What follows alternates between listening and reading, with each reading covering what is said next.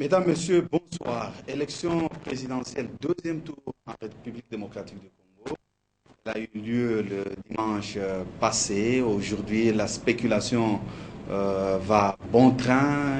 Selon qu'on se trouve dans un camp ou dans l'autre, on crie déjà à la victoire. C'est tout à fait normal, c'est tout à fait logique. C'est comme un étudiant qui présente la session de l'examen d'État en attendant son résultat. L'étudiant ne peut pas dire qu'il n'a pas réussi, surtout quand il a bien préparé les examens élections. Nous allons en parler donc au cours de cette émission. Et pour ça, nous avons invité trois hommes, et ce n'est pas n'importe qui. Juste devant moi, à l'extrême gauche, nous avons l'honorable député Jean-Lucien Bousset. Il est de l'Union pour la Nation. C'est un analyste politique, il n'est pas militant, il est analyste politique. Bonsoir, Monsieur Bousset. Bonsoir. Vous confirmez qu'aujourd'hui vous allez agir en analyste politique et non pas, et d'ailleurs vous n'avez jamais agi en militant, n'est-ce pas? Vous avez dit. Et juste devant moi, au milieu, nous avons Monsieur Norbert Yamba. Il est de la société civile d'en bas, la société civile qui regarde le pouvoir, qui critique les pouvoirs pour améliorer. Lui également, il est aussi analyste politique, il est expert en développement. Ce n'est pas vraiment un militant. Avec lui, nous avons l'habitude de faire des analyses froides sur la situation politique de notre pays. Bonsoir Norbert. Bonsoir Florine. À l'extrême droite, nous avons, c'est pas un inconnu, on le connaît très bien. Il est honorable député, il représente Funa, il a été élu à Moamba, pardon. C'est Denis Kambaye, député. Il a exercé plusieurs fonctions, plusieurs fois conseiller dans des cabinets ministériels, conseiller juridique d'abord à l'UNIKIN, au rectorat, conseiller juridique au ministère du Travail, au ministère de la Fonction publique, au ministère des Affaires foncières et tout récemment au ministère des Mines. Il a également dirigé de clubs sportifs à Kinshasa. Il est président de la fondation Grand Kassai. Bonjour président. Vous voulez qu'on vous appelle ici président, honorable député, ça passe, hein? Je suis très à l'aise quand on m'appelle président, parce que je suis président de plusieurs mouvements associatifs. Voilà. Il est du camp de la patrie. Vous aurez remarqué que sur ces plateaux, il y a un honorable, en fait, quelqu'un que nous avons invité, qui a promis qu'il devait arriver avant l'émission. Jusque-là, on l'attend. Il n'est pas encore là. Il s'agit de Chéribin Okende. Il est de l'AMP. C'est possible qu'il arrive avant la fin de cette émission. Et comme c'est la première émission que nous organisons depuis que l'élection a eu lieu en République démocratique du Congo, le deuxième tour du moins, nous allons rapidement poser la première question. Quelle est votre réaction par rapport à l'organisation du deuxième tour en République démocratique du Congo? Nous allons commencer par Jean-Lucien Bousset. Merci de nous avoir invités à ces débats constructifs, j'imagine. Pour répondre à votre question, je dirais simplement que pour bien apprécier ce qui s'est passé, il faut bien comparer ça avec le premier tour. Et lorsque on observe ce qui s'est passé le dimanche, malgré qu'à Kinshasa et au Bas-Congo il a plu, on peut noter qu'il y a eu un climat d'apaisement général. Même si ici et là, il s'est posé quelques problèmes. Donc sur le plan sécuritaire, on peut considérer que les choses se sont déroulées plus ou moins normalement. C'est vrai qu'à Bumba, c'est vrai qu'à Bikoro, c'est vrai qu'à quelques endroits de la République, il y a eu des petits problèmes. On déplore à Bumba un mort. Et donc, mais en général, on peut considérer sur le plan sécuritaire que les choses se sont bien déroulées. Peut-être que sur le plan du comportement de la commission électorale indépendante, sur le plan du comportement des citoyens électeurs par rapport à cette journée-là, on peut aussi noter un certain nombre de choses, si vous permettez. Par rapport à la commission électorale indépendante, on peut aussi noter que beaucoup de choses se sont améliorées, n'est-ce pas? Même si certes, quelques problèmes ont continué à se poser, notamment en ce qui concerne une petite confusion qui a été observée dans le dispatching des bulletins de vote. On a retrouvé par exemple le bulletin de Barumbu à Kinshasa, ceux de Kinshasa à Barumbu. La même situation a été remarquée en ce qui concerne le Bandundu et Goma. Et donc, de ce côté-là, il y a eu quand même des petits problèmes. Dans d'autres bureaux, on a observé que par rapport à la CI, il y a des bulletins qui sont arrivés très en retard. Et dans la commune de Kinshasa, par exemple, vers 12h, 13h, où on est quantité insuffisante. On a aussi observé que, à un certain niveau, des gens se sont amenés avec des bulletins dans leur sac. Le cas est observé en Mbandaka. Mais aussi par rapport au comportement des électeurs et des acteurs politiques, il y a eu quelques petits problèmes. Par exemple, en ce qui concerne certains acteurs politiques, on a remarqué que certains acteurs politiques trimballaient des bulletins, plutôt des cartes d'électeurs en quantité suffisante, voulant voter avec l'ensemble de ces cartes, et la population a réagi d'une certaine manière. La population aussi, je pense que de ce point de vue-là, quelque chose de positif a été noté. Surtout à Kinshasa, la mobilisation était telle que la force des convictions a été remarquable. Donc je peux m'arrêter à ce stade. Tout à fait, parce que vous parlez de Kinshasa, on a vu les gens qui sont allés voter sous la pluie, sans parapluie, et qui sont même, qui entraient dans les eaux avec risque d'avoir des problèmes avec le courant électrique, je voulais dire. Alors, M. Yamba Yamba, votre réaction par rapport au deuxième tour? Merci Floribert. J'adhère à un certain nombre de choses citées par Jean Lucien. Je voudrais simplement noter un sentiment de satisfaction. Sentiment de satisfaction parce que nous avons toujours plaidé dans notre pays pour que l'on assiste à une sorte de restitution de la République aux citoyens. Cette République qui a été privatisée pendant longtemps, qui est restée la chasse gardée des détenteurs du pouvoir, est en train naturellement d'être récupérée par la population. Et ces élections démontrent très clairement que notre peuple voudrait effectivement assumer sa souveraineté. On dit en français, les efforts d'aujourd'hui se nourrissent des erreurs d'hier. Il faut un coup de chapeau à la CEI qui a scié au côté beaucoup de critiques qui ont eu lieu par le passé, au premier tour. C'est vrai qu'il y a eu pas mal d'irrégularités. Il y a eu également ce qu'on peut appeler de fraude. Mais bon, on sent quand même des évolutions positives par rapport au système d'organisation du deuxième tour. Même si on assiste à des douleurs d'enfantement par-ci par-là. Ça ne peut qu'être ça, étant donné que nous sommes en train, si pas la deuxième ou la troisième fois, mais en fait, nous sommes toujours au début de cet exercice de mutation politique dans notre pays. Il est aussi remarquable pour le parti politique qui, par le passé, n'était préoccupé que par le positionnement politique. On a vu les partis politiques s'organiser autour des grands regroupements politiques pour qu'effectivement, ils prennent également au sérieux ces élections. C'est comme ça que, par-ci par-là, lorsque vous arrivez, moi je viens de l'intérieur, en tout cas fraîchement de l'intérieur, j'ai vu des partis politiques représentés à différents échelons, où on trouve des témoins, où on trouve des mobilisateurs. Oui, mais il y a des bureaux où il n'y avait pas de témoins. Hein. Ça c'est évident, ça c'est évident. Mais nous sommes en train de jouer sur ce qu'on peut appeler la loi de la majorité statistique. Il est très clair qu'il y a des bureaux où on n'en trouve pas. C'est vrai parce qu'effectivement il y a des frais incidentiels. Mais il est aussi vrai qu'il y a eu des sacrifices qui ont été faits pour que dans beaucoup de bureaux, on trouve pas des observateurs, des témoins de partis politiques. Et non seulement des témoins, parce que le travail de formation des témoins, le travail de formation politique, etc., était l'apanage des ONG. Aujourd'hui, les partis politiques ont fait un travail de titan par rapport à la formation des témoins. Et j'en ai vu par la performance de ces partis politiques quand j'ai observé ces élections. Coup de chapeau et le grand chapeau, c'est à notre peuple qui a compris, sincèrement, que si le Congo aujourd'hui est en dehors de la compétition internationale, c'est simplement parce qu'il y a eu défaillance des dirigeants de la République. Et qu'aujourd'hui, plus que jamais, en tout cas, il faut démontrer que le pays n'est pas la plantation d'un groupe d'individus, mais c'est notre plantation et il faut participer à sa reconstruction. C'est comme ça que tous nos citoyens, nos concitoyens, tout en ayant des difficultés, des douleurs par rapport à la compréhension d'un certain nombre de mutations, mais au moins 40% en tout cas, toute proportion réservée, c'est investi pour que ces élections réussissent. Et vous avez vu la discipline, vous avez vu le regard pénétrant par rapport à ce qui s'est passé. Plus personne ne voulait des gestes ou de comportements qui pouvaient friser la fraude ou la tricherie. Et dans bien d'endroits même, ce qu'on va citer, Bumba, Bikoro, je ne sais pas, ce sont des comportements des citoyens qui se mobilisent et qui ne veulent pas voir leur république être récupérée par des groupes d'individus qui ne soient pas élus par eux. Et ça, c'est un phénomène fondamental et moi, c'est un motif de satisfaction. J'estime que ceux qui aujourd'hui arrivent au pouvoir, écoute, ne vont pas, il ne faut pas qu'ils puissent s'élever. une grande responsabilité leur attend parce que notre peuple a ouvert les yeux. Oui, mais parce que le peuple est en train de surveiller. Hein. C'est ce qu'on a fait dans les bureaux de vote. Malgré qu'il n'y avait pas de témoins dans certains bureaux, mais la population était là pour surveiller les mouvements de tout le monde.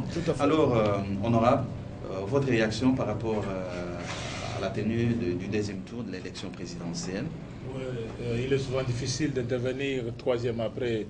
C'est des amis et frères qui parlent très bien. Je voudrais seulement préciser une chose. Je voudrais saluer vraiment votre chaîne qui nous a aidés d'une manière ou d'une autre à faire passer notre message de mobilisation. Aujourd'hui, sans trop de prétention, je dis ce qu'on a communiqué, ce que les autres ont fait sur le terrain, dans l'espace où on est président d'un regroupement associatif. Les gens se sont mobilisés pour aller voter. Chacun en âme et conscience, chacun a voté son candidat selon les lieutenants qui étaient descendus pour enseigner. Ça, c'est une bonne chose. Je tenais vraiment à le faire. C'est pour cela que je n'ai pas voulu louper l'occasion d'être sur ce plateau, dire qu'ils ont compris que vous le vouliez, oui ou non, si vous ne votez pas, les autres vont toujours s'imposer sur vous. C'est pour cela que nous disons, avec ce que nous apprenons, nous ne pouvons que saluer cela. Et par rapport à l'organisation du deuxième tour, j'ai toujours encouragé tous les amis avec lesquels nous avons battu campagne au mois de décembre de l'année passée pour le oui, le vote oui à la Constitution, parce qu'il y avait des amis qui ne croyaient pas. Le 1+4 a été taxé de tous les mots. Et aujourd'hui, c'est le cas sans être vraiment plein de surprises ou surtout de comportements d'autosatisfaction de ce qui a été fait. Dire vraiment félicitations à 1+4 parce qu'on ne croyait pas. Un président, 4 vice-présidents et autant membres de gouvernement, chacun avec son idéologie, chacun avec sa philosophie. Aujourd'hui, qu'on arrive à parler en termes de deuxième tour dans notre pays, avec son agenda caché.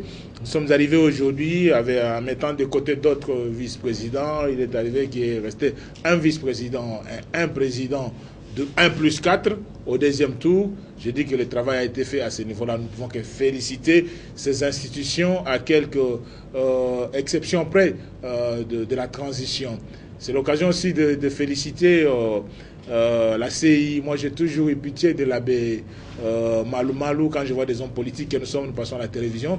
On croit que c'était facile, mais chacun de nous a une comptabilité à faire par rapport à sa gestion. Je crois que M. l'abbé Malou, c'est quelqu'un à féliciter par rapport au travail et qu'il ait fait beaucoup d'efforts pour arriver jusqu'au deuxième tour avec beaucoup de difficultés. Nous pouvons que le féliciter. Que le vouliez ou non, nous pouvons aussi féliciter aussi la haute autorité des médias qui a travaillé dans des conditions difficiles avec des sentiments des hommes politiques. Chacun voulait avoir raison de son côté. Je me dis, il n'y a que ces deux institutions d'accompagnement de la transition qui ont travaillé, haute autorité et la commission électorale indépendante. Mais j'ai toujours interpellé, je ne sais pas si elle va se réveiller quand, parce que la transition s'attend déjà vers sa fin. C'est la commission vérité et réconciliation. On ne pouvait pas avoir toutes ces inquiétudes que nous avons eues pendant tout ce temps si les peuples congolais s'étaient réellement réconciliés ou les hommes politiques congolais nous étions regardés en face à temps, avant qu'on arrive même aux élections. C'était une commission qui a rendu vraiment un très mauvais service aux hommes politiques congolais ou à la classe politique congolaise dans son ensemble. C'est une commission. Aujourd'hui, si on peut parler en termes de cotation, je ne sais pas combien on peut donner à cette commission. Et le grand chapeau, c'est au peuple congolais qui a accepté devant toutes sortes de difficultés à patienter et attendre ces moments importants. Mais ce qui reste, nous ne sommes plus encore pendant la période de faire encore la campagne, c'est de penser la gestion d'après ces élections ici. C'est pour cela, comme je n'ai jamais cessé de le dire sur votre chaîne, les modèles sud-africains doivent beaucoup nous orienter. C'est pour cela que nous n'étions pas partis en Afrique du Sud à San City comme des touristes. C'est de voir un peu comment ils gèrent. Quand les gens parlent en termes de majorité, quand les gens parlent en termes de ceci ou cela, est-ce qu'ils comprennent actuellement l'enseignement de la population qui nous a donné dernièrement?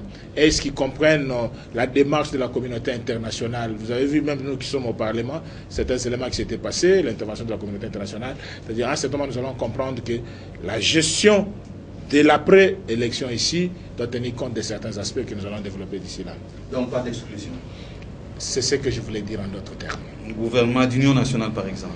on n'a pas de solution. On n'a pas de solution on n'a pas de solution miracle, parce qu'aujourd'hui, si nous pouvons rester vraiment intellectuels et responsables, de dire aujourd'hui le peuple a voté par rapport aux députés nationaux, je ne sais pas s'il y a un parti politique qui a eu à faire la majorité sur les 500 députés au niveau du Parlement. Je ne vois aucun parti politique, et aucun parti politique n'a atteint même 150 députés.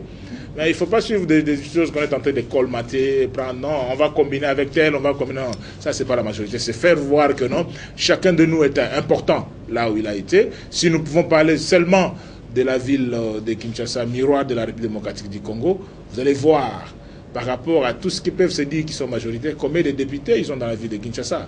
C'est aujourd'hui de comprendre un message que nous ne devons que composer tous ensemble pour l'intérêt de la République. La politique peut être définie par un président de la République parce qu'on n'aura qu'un seul président de la République, mais la gestion du futur doit être sincère et doit tenir compte de ces aspects-là d'un pouvoir collégial. Et ça signifie qu'on ne va pas respecter la Constitution. Je ne sais pas quelle est la disposition de la Constitution qu'on ne va pas respecter. Oui, mais quand vous parlez de l'inclusion, vous parlez d'un gouvernement d'union nationale. C'est un souci. Je vous donne l'exemple de Mangosuthu Buthelezi de l'Inkatha, en Afrique du Sud. Si Nelson Mandela n'était pas un homme politique avec une certaine hauteur, il ne pouvait pas lui donner un poste aussi important du ministre de l'Intérieur, parce que vous connaissez un peu l'histoire de l'Afrique du Sud, vous connaissez le comportement des Zoulous, vous connaissez le comportement des Kossa et d'autres membres de l'ANC ou d'autres partis, comment cela vit en Afrique du Sud. Si on nous avait aidé à comprendre la nécessité de la commission vérité et réconciliation, c'était de comprendre que nous ne sommes pas encore arrivés à l'étape de la démocratie pure dans notre société. Il y a encore d'autres réalités qui amène à ce que nous puissions aller mollo. On peut avoir un chef de l'État, il y aura un Premier ministre, il y aura, mais il faut tenir compte des tendances, parce qu'il y a certains endroits où on peut vous dire que la personne a fait ne fût que 2%, mais il reste leader incontestable de cet espace-là. Vous ne pouvez pas y entrer n'importe comment. C'est-à-dire que l'essentiel aujourd'hui, c'est de voir comment gérer notre pays dans les futurs pour que ce soit un État respectable. Mais de tenir compte également de ce que la population a dit par son vote. Alors, honorable, d'aucuns estiment aujourd'hui que, parce qu'on a félicité le deuxième tour, en dépit de petits incidents qu'il y a eu par-ci, par-là, jusqu'à là, on ne note pas les incidents qui a eu lieu à Kingasani, plutôt à l'épée 4, il y a eu des hommes en armes qui sont entrés dans la salle de dépouillement. Ils ont tiré, heureusement on a arrêté un. Ben, c'est également des incidents, comme l'a dit, le douleur d'enfantement. Mais d'aucuns estiment que tout cela, les climats apaisés, c'est dû à l'engagement réciproque, l'acte d'engagement réciproque signé entre les deux parties. C'est également votre avis? C'est vrai que l'engagement n'est pas forcément un document qu'on vous présente, que vous signez. L'engagement, c'est d'abord un état d'esprit, hein. Et par rapport à cela, je pense que les Congolais n'avaient pas d'autre choix. Les acteurs politiques congolais n'avaient pas d'autre choix que d'assumer les choix de la démocratie, le choix des élections du deuxième tour. Mais dites-moi, mais si on ne s'était pas mis d'accord pour que ces élections se déroulent dans les conditions normales, quelle serait l'autre alternative? Pour les uns comme pour les autres, il n'y a pas d'alternative. Donc à moins qu'on considère que le chaos est un choix. Or, de mon point de vue, le chaos n'est nullement un choix. En tout cas, s'il en est un, c'est un très mauvais choix. Donc, je pense que l'acte d'engagement était une bonne chose. Surtout qu'il est tombé à la veille des élections du deuxième tour. Mais il faut avouer qu'il y a un état d'esprit qui faisait que les Congolais, dans leur ensemble, ont souhaité que ces élections se déroulent absolument et nécessairement. Au-delà des engagements des hommes politiques au sommet, il y a cet engagement tacite de nos populations, de toutes les provinces, de toutes les villes, qui ont compris, et comme mes frères l'ont dit tout à l'heure, que cette fois-ci, ou rien, par rapport à la matérialisation du choix de la démocratie. Parce que la population a bien compris qu'il venait, en ce moment-là, elle venait, je voulais dire, en ce moment-là, de s'approprier du processus. Aujourd'hui, la population congolaise est fière de produire son député national. Elle est fière de produire son député provincial. Elle est fière de produire son président. Et elle est fière davantage de pouvoir les sanctionner demain. Si celui-là s'est comporté d'une manière ou d'une autre. Donc j'ai dit, pour être bref par rapport à la question, qu'il n'y avait pas d'autre choix. Et en tout cas, le respect de ces textes, Parce que la signature, c'est un fait, mais le respect, c'est un autre également. Parce que parlé... le plus grand, comme au premier tour, je vous permettez, c'est le temps après, avant la proclamation. Même au premier tour, ça a un peu déraillé pendant cette période-là. Je veux dire, il y a un état d'esprit, il y a une volonté, il y a une détermination. Ces trois éléments ensemble déterminent des choix importants dans la vie d'un citoyen ou dans la vie publique. Si on veut, malgré les textes, se conduire de façon marginale, n'est-ce pas? On peut le faire. Mais je pense qu'ici, chacun a pris conscience, je l'espère. Parce que vous savez que les désordres au deuxième tour ont été provoqués le jour de la proclamation des résultats. J'imagine que ce calme que nous avons observé le jour des élections n'est pas un calme apparent. C'est véritablement un état d'esprit, c'est véritablement une volonté, c'est aussi une conviction de pouvoir transformer la société Congo, n'est-ce pas, en une terre de paix, une terre où chaque citoyen trouve son compte. Et donc je pense par rapport à cela que, absolument, nécessairement, je vais dire, ces textes doivent être respectés par les deux partis. Oui, honorable, vous connaissant votre leader, le président Jean-Pierre Bemba, et vous connaissez également d'une façon ou d'une autre le président Joseph Kabila, vous croyez vraiment qu'ils sont prêts à respecter ces textes-là les jours où on va proclamer les résultats? Je pense que pour être objectif, je ne peux parler que de ce que je connais un peu mieux. Parler de Joseph Kabila, ce serait difficile pour moi, étant donné que je le vois à la télé comme tout le monde, je le suis comme tout le monde, je suis ses actions comme tout le monde. C'est vrai que je peux me permettre de spéculer à son sujet. Mais pour l'instant, je peux vous dire et vous assurer que le grand problème par rapport à l'acceptabilité des résultats, c'est d'abord l'état d'esprit. Est-ce que, à partir du moment où nous avons opté pour la démocratie, avons-nous accepté cette démocratie comme un choix libre ou c'est un choix imposé?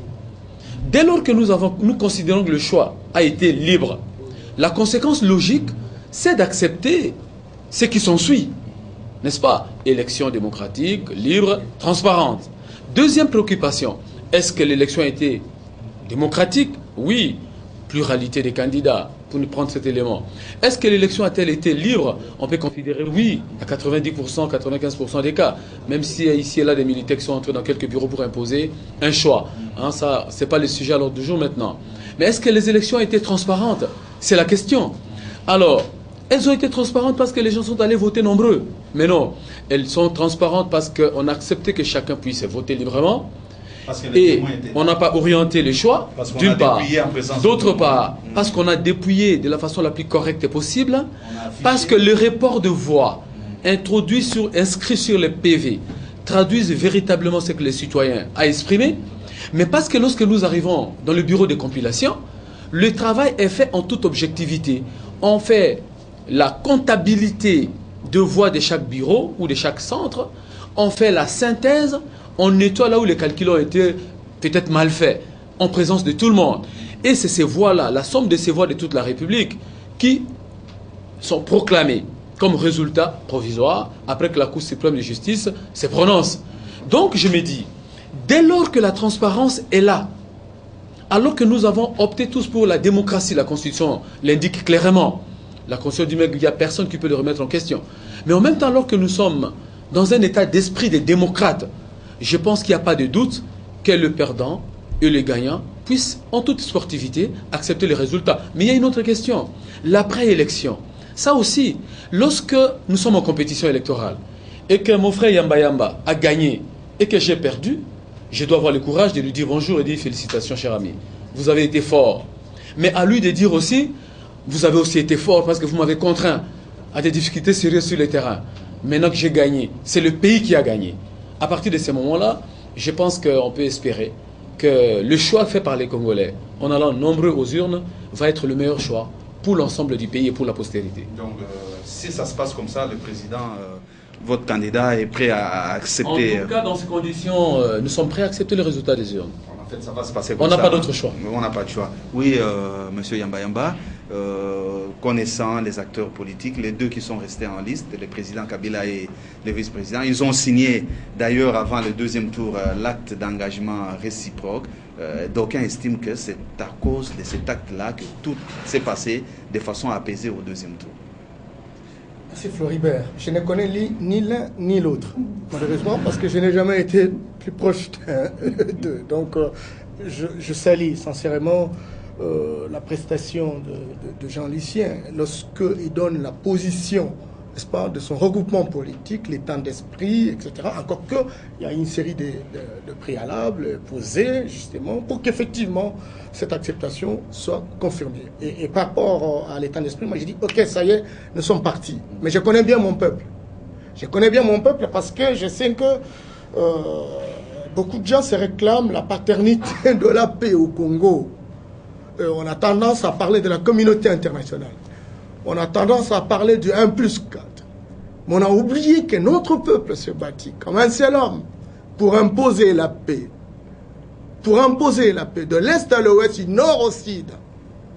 Et vous savez que même lorsqu'on a organisé le dialogue intercongolais, ce ne sont pas seulement les belligérants qui ont dû participer. Quelque part, il y a une sorte d'influence populaire qui voudrait et qui souhaite la véritable paix. Parce qu'une certaine paix n'est pas la paix certaine. On a connu une paix à terme d'absence de la guerre. On voudrait la paix durable. Une paix qui donne de réponse aux problèmes de la population. Une paix qui donne de l'eau. Une paix qui donne le logement. Une paix qui donne l'éducation, qui donne l'alimentation, qui arrange les routes, qui organise la santé, etc. Et donc, c'est cette paix-là que notre peuple attend. Et pour l'avoir, il a poussé pour que les acteurs politiques s'entendent, pour que les élections s'organisent. Et aujourd'hui, tout l'engouement que vous avez observé, là, cette appropriation, c'est essentiellement pour dire, gare aux hommes politiques, nous voulons véritablement la paix durable, pas une certaine paix, parce que beaucoup s'en réclament, beaucoup ne s'interrogent pas, ne regardent pas le miroir pour voir effectivement s'ils ont construit la paix durable. C'est un peu cela. Mais, écoutez, si le peuple pousse, et que les acteurs politiques, ceux qui se déclarent démocrates, peuvent l'accepter, ça ne peut que nous réjouir. Nous saluons cet état d'esprit de l'union pour la nation. Nous croyons que ça soit de même pour la paix en termes de déclaration, ça c'est évident, mais que ça puisse se vivre. Et nous estimons que à la fin de la proclamation des résultats, c'est cet état d'esprit qui va prévaloir, que ce soit au niveau de l'AMP, que ce soit au niveau de l'Union. Mais ce qu'on voudrait maintenant, c'est que ce peuple qui a voulu voter, même en pleine pluie, doit continuer à surveiller les choses pour que la transparence se réalise, pour que la justice s'installe, pour qu'effectivement la fraude ne se fasse pas. Au niveau des bureaux de vote, je crois que le dépouillement a eu lieu, je crois qu'il y a